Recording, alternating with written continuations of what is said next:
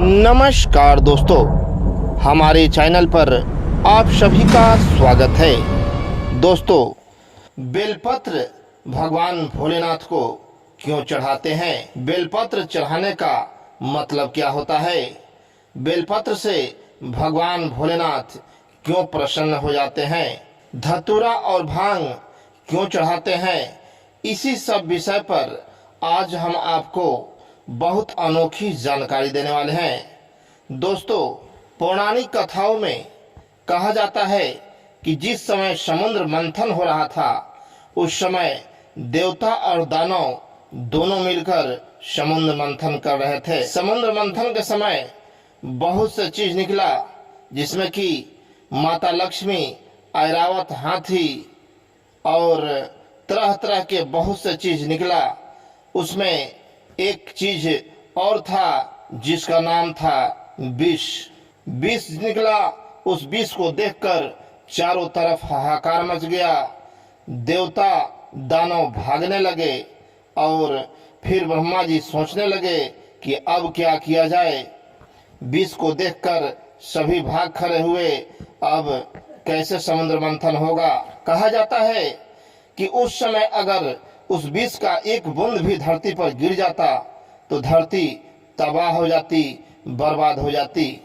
दोस्तों, धरती को नाश होने से बचाने के लिए ब्रह्मा जी ने भगवान भोलेनाथ का स्मरण किया और उनको बताया कि हे भगवान, अब आप ही हैं जो इस धरती की रक्षा कर सकते हैं, देवता और दानवों की रक्षा कर सकते हैं। ब्रह्मा जी और सभी देवताओं का चीख पुकार सुनकर भगवान भोलेनाथ प्रकट हुए और उन्होंने उस विष को अपने हाथ में ले लिया। विष को जब उन्होंने अपने हाथ में लिया तो विष से बहुत जहर उगल रहा था।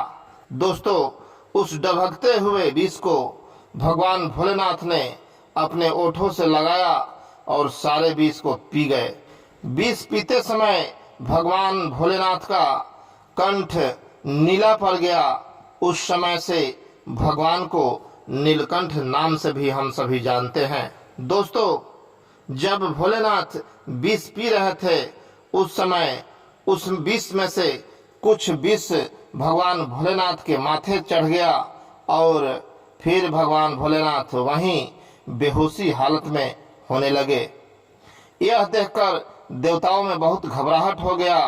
फिर महा आदि शक्ति ने बताया कि हे देवता, आप सभी मिलजुल कर भगवान भोलेनाथ के सर पर बेलपत्र चढ़ाइए और जल अभिषेक कीजिए। फिर भांग धतूरे भी चढ़ाइए, जिससे कि भगवान का विष कम हो और माथे से विष उतर जाए।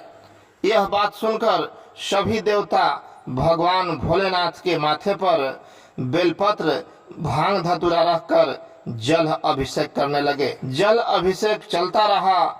बहुत दिन बीत जाने के बाद भगवान भोलेनाथ का मस्तक से विष उतरा और फिर भगवान भोलेनाथ ठीक हो गए। दोस्तों, तब से हम सभी लोग भगवान भोलेनाथ के माथे पर बेलपत्र और भांग धतूरा चढ़ाते हैं, जिससे कि भगवान भोलेनाथ प्रसन्न हो जाते हैं और हम सभी को आशीर्वाद और सुख शांति की प्राप्ति होती है। दोस्तों, ऐसे करके सभी देवता बहुत प्रसन्न हुए और भगवान भोलेनाथ का जय घोष करते हुए वे समुद्र मंथन किए और फिर अमृत निकला और अमृत से सभी देवता अमर हो गए और भगवान भोलेनाथ का जय घोष करने लगे।